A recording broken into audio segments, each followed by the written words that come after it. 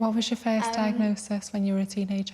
To start with, social anxiety. I think at one point bipolar, and I was treated, tried different therapies, medications, which none of which were really effective. And this was during your school years? Yeah.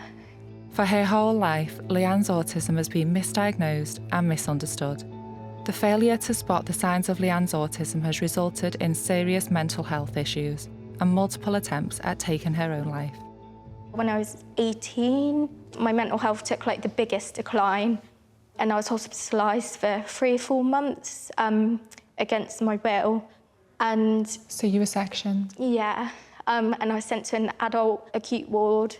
I got diagnosed with a personality disorder, and from day dot I argued that, and I was like, I don't feel like that's me.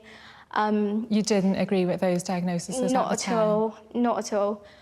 The amount of medication that I was on that was probably quite dangerous, really. It was a lot, and it affected my heart. So my heart rate was getting over to like over 200 beats a minute, and required a few trips to A&E just to stabilise me, really. And at that point, me and my mum begged my consultant to consider like looking into an ASD diagnosis, but he was really dismissive. So it was your mum that actually first mentioned autism to you? Yeah, definitely.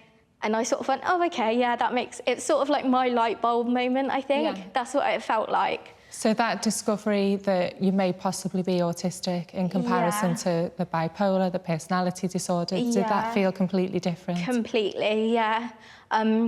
But for another year, 18 months, it was dismissed by health professionals. So we really had to sort of fight. And then I had a new nurse when I was discharged, and she's amazing. She's still my nurse now. I love her to bits. She's a brilliant person. And after 2 weeks of meeting me, she went, Leanne, has anyone ever mentioned the fact that you might be autistic? And I said, yeah, actually, yeah, Mum said that. But with you and your mum and your family and your nurse all treating you as autistic, you feel as though you're getting better? Yeah, definitely. Anything that I used to do to manage or cope, which wasn't helpful, I've not done for 3.5 years. Is that the self-harm that you used to do to help cope? And it really has saved my life. That is so powerful. You have been let down massively. Yeah. By the system and by doctors and nurses. Yeah. And it is all because it's so misunderstood. Yeah. Someone that I knew from hospital, she was given a personality disorder diagnosis, and then she was later diagnosed autistic, and she sadly passed away through ending her life.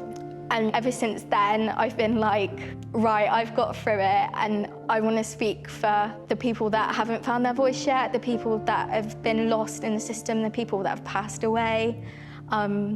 Yeah, it's scary to think how many girls and women there are out there struggling, being labelled with other things.